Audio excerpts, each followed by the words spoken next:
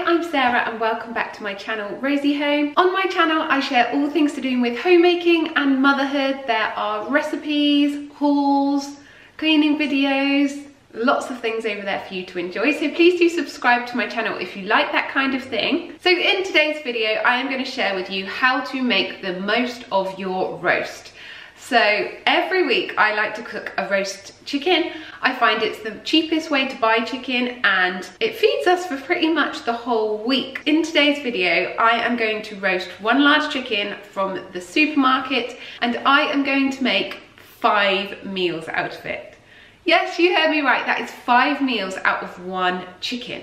Obviously, I am going to add other ingredients to the meals, but the meat element of the meals will be chicken and it will be from this one roast bird. So if you want to find out how to make the most of your roast, keep watching this video. So the first recipe I'm going to share with you is my roast chicken and chips. We normally have this on a Monday night. The girls absolutely love it. I tell myself it's kind of a healthier version of chicken nuggets and chips. They have roast chicken off the bone with chips that I have made myself. Often we have beans with it, but today we are having sweet corn. So the first thing you want to do is preheat your oven to 200 degrees C. So the amount of time that you roast your chicken for will depend on the weight of it. The chicken that I buy is from Sainsbury's and it always tells me on the label exactly how long I need to cook it for, which I find really handy. So in this case, it is an hour and 45 minutes. So I pop the chicken into a bacon tray, season it with salt and pepper, rub it with olive oil, and then pop it in the oven. And I set the timer for an hour and 45 minutes, or I get Alexa to. Next, I prepare my chips. I obviously don't need to put these into the oven yet, but I start to make them. So I get my potatoes and I cut them up into chip shapes. I dress them the same as I did the chicken, so I douse them in olive oil, season them with salt and pepper, and then lay them out on a baking tray. I will bake these in the oven for 30 minutes, and I will turn the chips over after 15 minutes so that they get cooked on both sides. Today we are having our roast chicken and chips with coleslaw, so I am using red cabbage and carrots to make the coleslaw, and literally you just want half and half of each ingredient. So I'm using a quarter of a cabbage and 3 carrots to make my coleslaw. I just grate them by hand with a cheese grater and add them to a bowl with 3 tablespoons of mayonnaise. I stir that all together, season with salt and pepper, and your coleslaw is done. We're also having sweet corn with our dinner today. So this is frozen sweet corn from the freezer. So I take my sweet corn out of the freezer, pour it into a bowl, and then I just microwave it for 3 minutes and my sweet corn is ready. I normally like to add a knob of butter to the top of my sweet corn bowl, and that is it. My dinner is ready to be served up. It's a really quick and easy dinner. The kids love it, so it always goes down really well. So now, once you've made your roast chicken, I am going to show you the secrets of how to get the most out of your roast chicken. So the first thing I'm going to do is pick all the chicken off of the bone. I put this into a glass Tupperware dish and I just pick as much as I can of the chicken off the bone. I even managed to pick some off the dog as well. I'm not too precious about this, so if there's loads of like little bits, I don't worry about that. But I do try and get as much off as I can. So here's what I'm left with. I've got a bowl of chicken ready to make our meals for the week. I have a pile of bones that are going to go into the slow cooker. I even have a little pile of chicken for the dog. Once you've done that, do not throw the chicken carcass away. You are going to use that to make your bone broth to flavour your dishes for the rest of the week. There's so much goodness in chicken bones. They'll help keep you healthy as well as making your food taste nice for the rest of the week. So the meat that I have picked off of the chicken, I am now going to divide into 4 because I am going to make 4 additional meals out of this leftover chicken. So these are all the ingredients for my slow cooker bone broth. Your chicken carcass plus 3 medium carrots, 3 garlic cloves, salt and pepper, 1 onion, dried parsley and thyme, a few mushrooms, some apple cider vinegar, and bay leaves. So to make my bone broth, I add all of the ingredients to my slow cooker. I just chuck it all in and then I leave it to do its work overnight. So I've got the chicken carcass, my vegetables, my apple cider vinegar and my herbs in there. I then turn the slow cooker on and leave it for at least 12 hours, but up to 24 hours. Once your bone broth is finished cooking, you just separate the broth from the solids using a sieve. And there you have your chicken bone broth. So the second recipe of the week is going to be creamy chicken and broccoli pasta. So the first step of this recipe is to get the pasta on. You will be able to cook this in the time it takes to boil your pasta, so 10 minutes. It is a really quick and easy dish, perfect for when you're rushing around or if you have kids clubs to do after school. So I put the pasta on and I set a timer for 10 minutes. Next, I fry off the onions and garlic in a little bit of olive oil in a separate pan. Once the onions are softened and the garlic is cooked, you want to keep an eye on the garlic because it doesn't take as long to cook as the onion, so perhaps wait a couple of minutes before adding the garlic to the pan. After 5 minutes, you then want to add your broccoli to the pasta water. It's perfectly fine to cook your broccoli in with the pasta. I don't feel like it makes any difference to the recipe, and it just saves me having to get out another pan to wash up at the end of the evening. Once the broccoli is in, I then start to make my pasta sauce. So I add my cooked chicken to my onion and garlic mixture, along with a big tablespoon of cream cheese. Honestly, I just take a scoop of cream cheese out of the packet. I would estimate at around 100 grams, and you can always add more or less to your liking. I then add a little bit of the pasta water from the other pan just to make the cream cheese and chicken mixture go into a more sauce-like consistency. Once the pasta has finished cooking, I drain the pasta and add the cooked pasta and broccoli to my pasta sauce pan and give it a really good stir, and that is it. Your pasta is ready to be dished up. I normally top this with cheese because my girls love cheese on top of their pasta.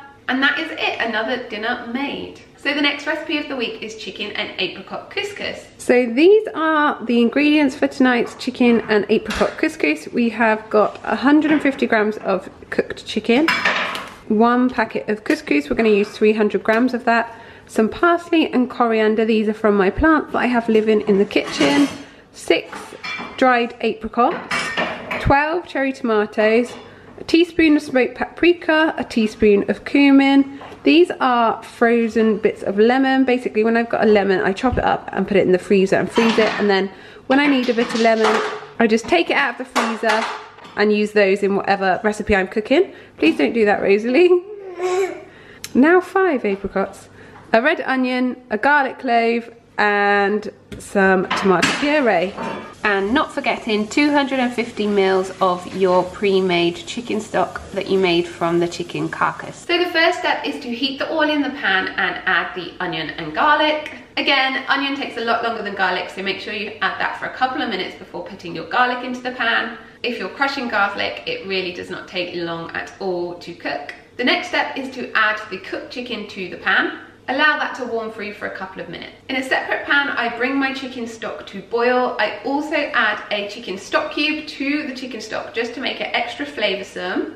Then it is time to go back to the onion and garlic pan. Stir in the couscous, tomato paste and spices. Stir that through for a couple of minutes. Next, remove your couscous pan from the heat and pour the boiling stock into the couscous pan. Pop a lid on this pan and leave it to stand for 5 minutes or so for the couscous to go nice and fluffy. The final step is to fluff your couscous with a fork. You also want to add the rest of your ingredients, so that is the apricots, cherry tomatoes, lemon zest, lemon juice, your chopped coriander and your chopped parsley. Season with salt and pepper and your couscous is ready to be served. The next recipe I am going to share with you is a favourite of mine, and that is chicken and mushroom pie. So tonight I am going to be making a chicken, leek and mushroom pie. So these are my ingredients for this dish. I've got 1 leek, I've got 200 grams of mushrooms, I've got 100 grams of chicken, I've got 250 millilitres of the chicken stock that we made, I've got 100 millilitres of double cream. This is a 300 millilitre carton, so it's about a third of that. I've got 2 handfuls of spinach and my puff pastry. Obviously I'm not going to use the whole of this pack. So here's how we make it. So preheat the oven to 190 degrees, melt the butter in a pan on your hob and add the leek and mushrooms to the pan. Fry those until they soften, add in the cooked chicken and the chicken stock and let it simmer. In a mug, you want to mix the corn flour with 2 tablespoons of water until it makes a milky paste. You want to try and get as many of the lumps out of this mixture as possible and pour this into your pan along with the cream.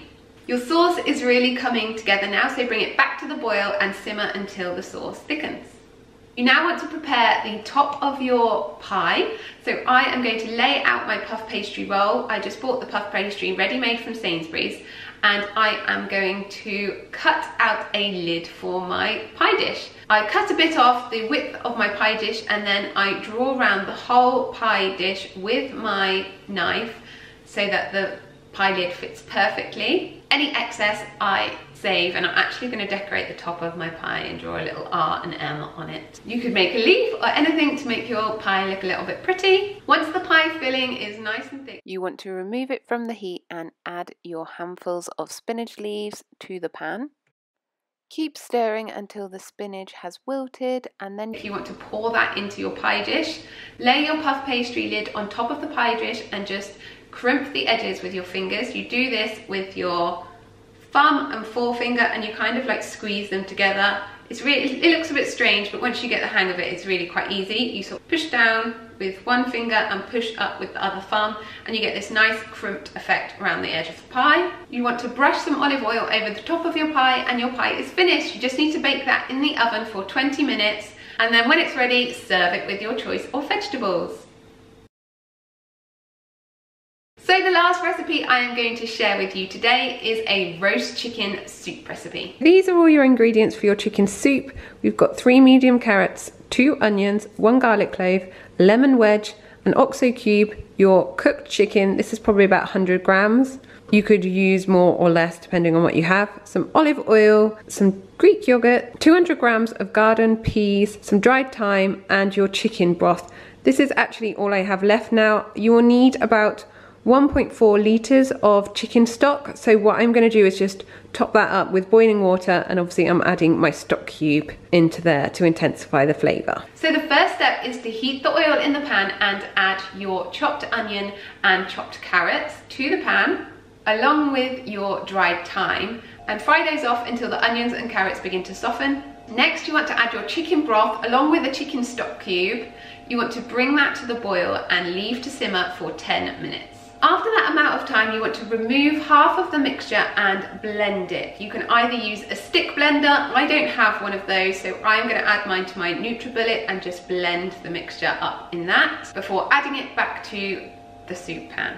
This will make your soup a lot thicker in consistency without adding any extra ingredients. Taste your soup and check your seasoning as you go along. I think mine could do with a bit more flavour, so I am going to add in one of these Knorr stock pots just to make it a bit more tastier. Once you have added your blended soup back to the pan, you now want to add your chicken along with your frozen peas. Season with salt and pepper and leave the soup to simmer. To serve, I'm going to make up a little garnish of yogurt, crushed garlic and lemon juice.